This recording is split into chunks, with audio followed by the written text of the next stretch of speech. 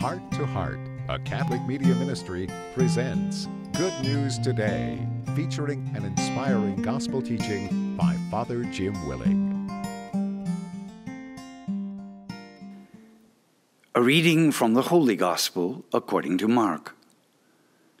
On leaving the synagogue, Jesus entered the house of Simon and Andrew with James and John. Simon's mother-in-law lay sick with a fever. They immediately told him about her. He approached, grasped her hand, and helped her up. Then the fever left her, and she waited on them. When it was evening after sunset, they brought to him all who were ill or possessed by demons. The whole town was gathered at the door. He cured many who were sick with various diseases, and he drove out many demons, not permitting them to speak, because they knew him. Rising very early before dawn, he left and went off to a deserted place where he prayed. Simon and those who were with him pursued him, and on finding him said, "Everyone is looking for you." He told them, "Let us go on to the nearby villages, that I may preach there also. For this purpose have I come." So he went into their synagogues, preaching and driving out demons throughout the whole of Galilee. The Gospel of the Lord. So the first scene in terms of this Gospel of Mark, Jesus entered the house of Simon and Andrew and took with him James and John. Simon's mother-in-law lay sick with a fever. Immediately they told him about her. There are three interesting things I draw from that first sentence. First is the fact Peter was married. But the second interesting thing I can note is that Peter was concerned about his mother-in-law. Don't take anything for granted. Probably more to the point was that he believed Jesus could heal her. Simon hardly knew Jesus at this point, but he saw what happened in the synagogue, obviously made a real impression, and he asked Jesus specifically, "Can you then heal my mother-in-law?" Must have truly believed that he had these miraculous powers that could be shared.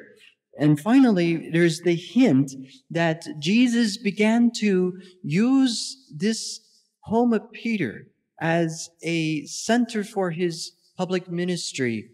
It became for him a home during the times when he wasn't traveling around Galilee spreading and preaching the good news.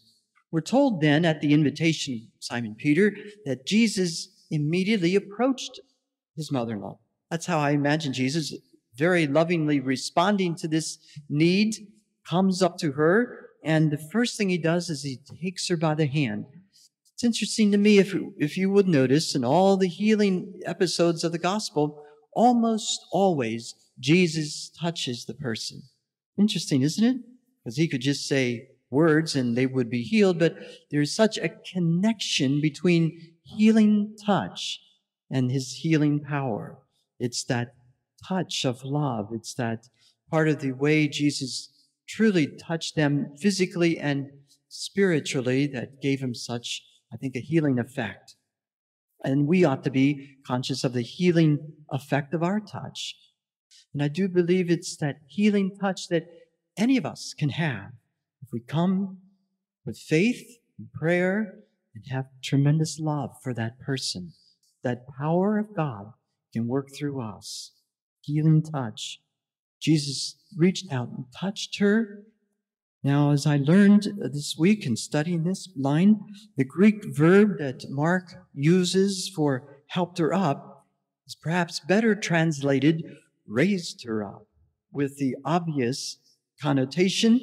This is the same word that Mark uses later in the gospel to describe Jesus being raised up after his crucifixion. Mark is already hinting here that Simon Peter's mother-in-law and all of us are being raised up continually in the power of Jesus' resurrection. Power of his resurrection offers to all of us the hope that whatever is our sickness, whatever gets us down, that there is hope that we too can be lifted up from that and raised up in that. And that's our faith. That's our hope, that no matter what gets us down, that the Lord can lift us up and bring about a greater good. Do you believe that? That's certainly what this gospel would ask of us tonight. We're told then that immediately the fever left her and she got up and waited on them. Now, some would say that the greater healing would have been if the men got up and waited on the women. I thought that would be the greater miracle. I thought I'd say that before all of you said that. Okay. Mark is highlighting here once again the Greek word he uses, not that I know these Greek words, but the scholars who do and study this, the same word he uses for wait on is the exact same word that Jesus uses when he says, I have come not to be served, but to serve. And you see, that's the miracle. So that right here, Simon Peter's mother-in-law is the model disciple.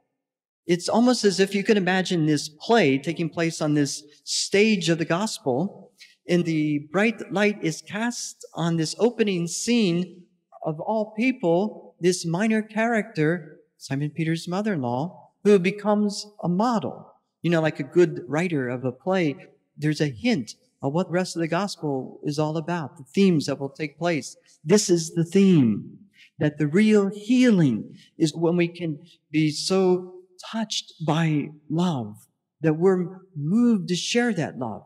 We're so touched by the healing power of God, that we're moved to extend that healing power of God. The gift we've been given, we now give as a gift. And so I think what Mark is already teaching us in this very first chapter of this gospel that's all about discipleship is that to be a disciple, we must first encounter Jesus and his healing love. And that empowers us to then reach out with that same love in offering service to others. I suspect another lesson corollary to that is that we must first take care of ourselves if we are to then care for others. And maybe the reason we don't care for others more is that we haven't cared enough or taken care of ourselves. That's the first scene. It's really something to just focus on. And I encourage you, just picture that in your mind. Just take some time with that. As it were, zoom in with the lens of your own imagination to imagine Simon Peter's mother-in-law and what she would say to us. What would she share with us about what really happened to her and happened as a result of this experience of the Lord's love? Shift to the second scene. After this, again, keep in mind, the first exorcism took place in a synagogue, and now this healing of Simon Peter's mother-in-law. We have here, the scene shifts to the evening. After sunset, they brought all who were ill and possessed by demons to Jesus. I quote, the whole town was gathered at the door. Can you picture that? The whole town. You would appreciate this. In first century time, especially in a place like Palestine, there was no medicine with our understanding as a scientific method. The best they had was home cures, perhaps, but you could imagine people would die from very common sicknesses we would think of today, even a fever, certainly an infection. Very commonly, women would die in childbirth. You get the picture when somebody showed up who had amazing healing powers. Whoa, everybody showed up. You get it? Everybody showed up. And that's what we have here. Everybody in town heard what was going on, and everybody had something wrong with them, right? I mean, how many of us feel some hurt or some pain somewhere? But back then, this is incredible. So the other interesting point, I think, is that when Jesus was working into the evening and after sunset, you appreciate this at the time of Christ. After the sun went down, people basically called it a day. They didn't have any light, but a very small oil lamp. So what I'm saying here is that Jesus was working overtime. When this whole town gathered outside, you could just imagine the expectation he must have felt on himself and the amazing demands that were made on his time and his energy. And he responded in love. He cured many who were sick. He drove out many demons, and not permitting them to speak because they knew him. When it says he cured many who were sick, don't you wonder, were there some he didn't heal? Don't you wonder? It does seem odd. Why does God heal some and not others? It is such a mystery, isn't it? I don't think that we can ever eclipse the mystery of God. I don't think we can ever explain the mystery away. Jesus truly heals many people, but there are many he does not heal physically. That's what I'm coming to understand. In his mind, the healing that takes place in the spirit, that is the soul of someone, is far more lasting, right? In fact, think about it. If our bodies only last how long? The psalmist says we shall live 70 or 80 years if we are strong. And that's written 2,000 years ago. Maybe they write 100 today. I don't know. But think about it. Our souls last forever. And the irony is that our very sickness has a curative effect on our souls. I know this for myself. I have to say it. And others I've talked to who are also going through real suffering and sickness, it is our sickness, it is our suffering that purifies our soul, that heals so many things in us if we let it, if we invite it, if we learn the lessons, if we go and grow in the way that this is offering us. It's very hard to do, obviously, but I'm suggesting that Jesus heals everybody, and some even physically. I'm for the whole package deal, but I also think there's a healing that takes place in our mind, in our outlook. And I think it's all connected too. I'm sure you've read this yourselves, that as our mind thinks, so our body reacts. And our attitudes affect so much of the overall health. And a lot of disease takes place with the bad thinking, bad habits, bad lifestyle, that it all works together or works against each other. You know what I mean? So that part of the healing that takes place is, I think, the deepest healing is in our heart and soul. And that has a positive healing effect on our body and our mind. And the more we can heal our mind of negativity or of whatever it is that gets us down, I think that really has a positive effect on our spirit and obviously our body as well. So interestingly, all these people come to Jesus to be healed, and he expels many demons. Remember when I spoke of demons last week, I explained that demons was the generic diagnosis years ago. Whatever the sickness or disease, it was called a demon, because these are pre-diagnostic days. They didn't have the medicine as we know modern medicine, and so they just said it was a demon. It was a ill effect on them. And the odd thing is, we're told here, is that Jesus did not give him permission to speak. Now, what is that about? And the hint of it is because they knew him. What does that mean? Throughout Mark's gospel, we're going to hear time and again that Jesus wanted to keep his identity a secret. Now, why would he want to do that? It's because if people knew that he was the Messiah, they had so many misconceptions about what the Messiah would be. You know, people were expecting this Messiah sent by God to save Israel. But their idea of someone who would save Israel was a strong military leader or political leader, or someone who would be a great and wealthy person that would come with these tremendous powers that would just save Israel in a moment. And Jesus knew that his understanding of Messiah was diametrically opposed to that misconception. And so he wanted to keep it quiet. Another interesting thing in the gospel is that whenever Jesus tried to tell people, don't say anything, They always said something. And when he finally told his disciples, go and share the good news, they didn't do that immediately. So this is a remarkable scene, the second scene of the gospel. Just picture this. If Jesus were here and he started healing people, wow, people would show up from all over.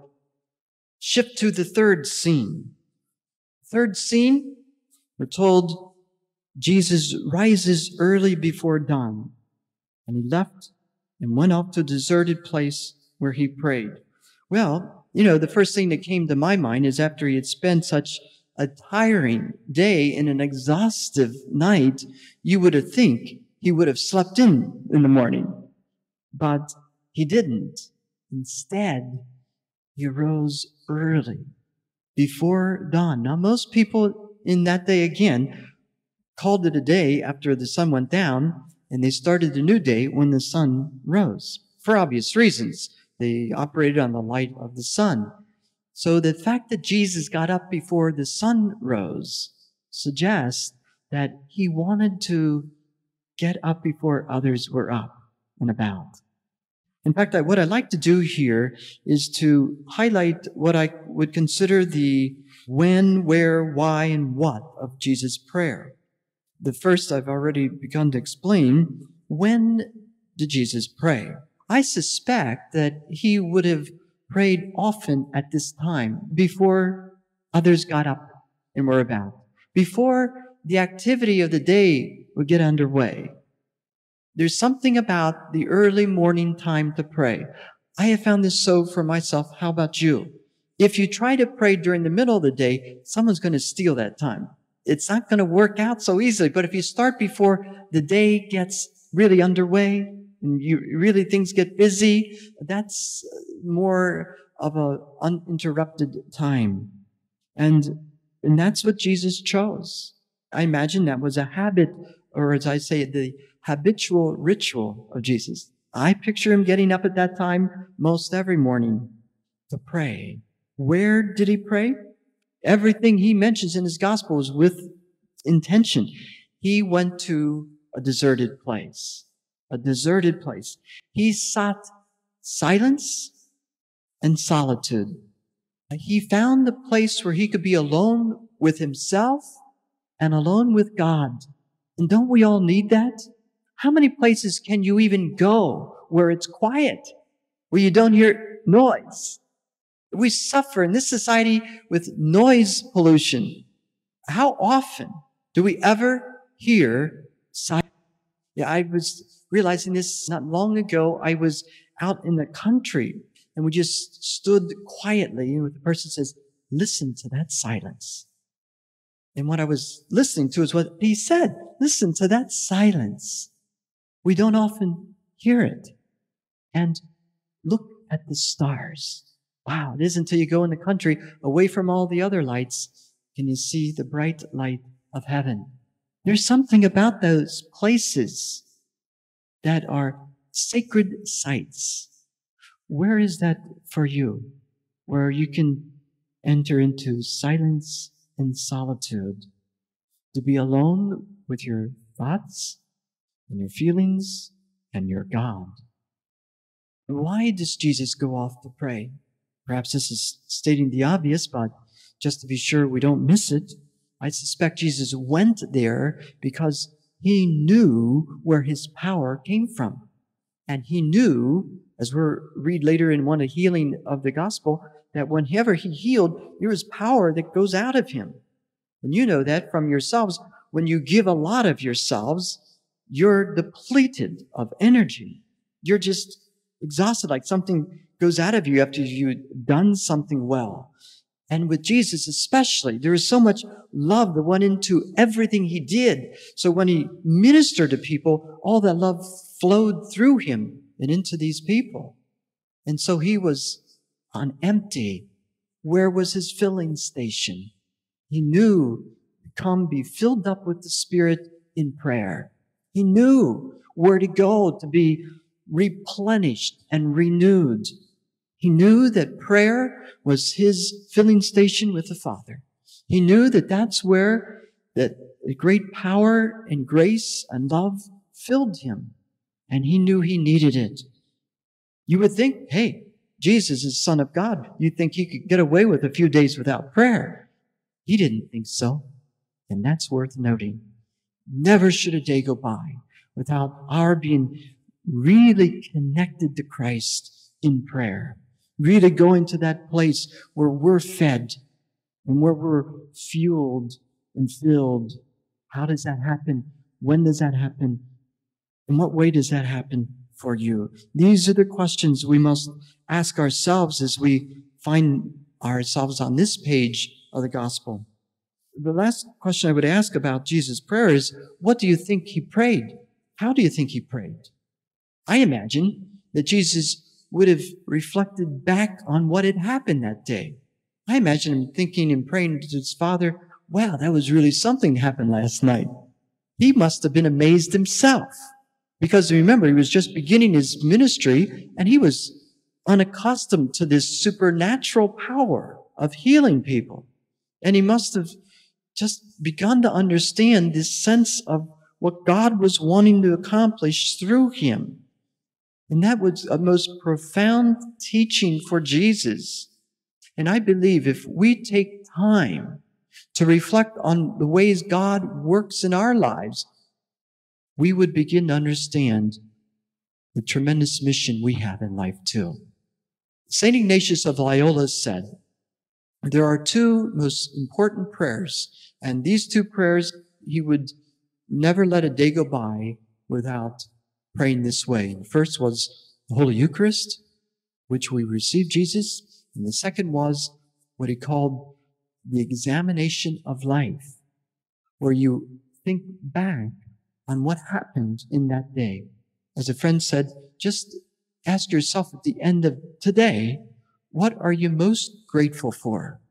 Ask yourself that question before you jump into bed tonight. What are you most grateful for today? And that tries to touch the touchstone of grace. By naming it, then we can claim it and make it part of our life, you see, and revisit it then. There's such great lessons every day we can learn if only we take the time to learn them, reflect on them. The second question is, and what are you least grateful for today? I have a hard time with that question because I don't like to go there, but I have found that's a very interesting question to raise because it touches those things we did, we wish we didn't do, and we could then learn a lot from our own sins and mistakes and oversights. And there's a lot of lessons there. Oftentimes the greatest lessons are the hardest lessons that we can learn each day. So I imagine when Jesus went off to pray, he was praying about these lessons that had just happened, what lessons they were for him. And not only as he prayed about what happened previous night, I imagine he was thinking ahead about where this would be leading him now, this new day, and these next few days ahead of him that week. And I suspect that's what we need to do too. Not only do we look at our past days, what's the Lord teaching us these past few days, but now that we have an idea what the Lord's been trying to teach us, doesn't that indicate what the Lord wants to do with us and for us in the time ahead of us? It's interesting because some people come to me sometimes and talk about their, Father, I pray, I get so distracted. I said, do you ever think about praying about your distractions? It sounds odd, doesn't it? But pray about your distractions because they might make beautiful meditations.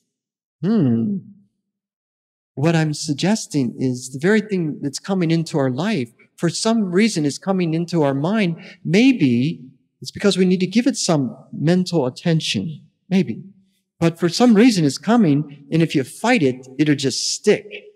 But if you bring it to the Lord, maybe some reason for it all and some lesson there. I don't know. But I can only say I found it to be so for myself. Well, at this time, we could just imagine Jesus getting deeply into his silence and solitude and this prayerful contemplation when all of a sudden they had people like Simon Peter who interrupted him And so Simon says, hey, Jesus, everybody is looking for you. People were obviously looking for Jesus because they saw him as a great miracle worker. And Simon saw this as a tremendous opportunity for capitalizing on this public interest. You know, he didn't want to let this go by. So he said, come on, Lord, we want to ride the tide of this popular demand that you're on now. Jesus responds to this pressure of Peter by saying, no, rather let us go on to the nearby villages that I may preach there also. For this purpose have I come. Because he was saying yes to God the Father, he could then say no to Simon Peter and all those other people. But you know, a person can firmly say no if they have a deeper yes. Jesus was very clear that he wasn't about just doing good things. He was about doing God's thing. He was about not being successful. He was about being faithful to his Father. And Jesus didn't give in to the pressure to be successful because he had such intention to be faithful to the Father. And so we hear that in that great line, for this purpose have I come. That's another way of saying, to bring the good news to all. Amazing. And so the last line of this gospel, we're told that Jesus went into their synagogues preaching, driving out demons all throughout the region of Galilee. This is the summary of Jesus' ministry, of what he believed was his main mission. And more than that, it's a statement that Jesus was faithful to what he believed was his top priority, for which God led him to do, to bring the good news to all people, to preach and to expel demons. And there it is. Heart to Heart welcomes you back next week for another inspiring edition of Good News Today. If you are interested in other books, CDs, DVDs, or digital downloads by Father Jim or Father Michael, you can call toll-free 1-877-208-4875 or visit our website, www.heartoheart.org. There, you can also sign up to receive a weekly reminder to listen to these same programs online. And please, consider a donation of any size to help support Heart to Heart's radio and internet ministry. That's www.heartoheart.org or call 1-877-208-4875. Thank you for listening, and may God bless your heart and the hearts of all of your loved ones.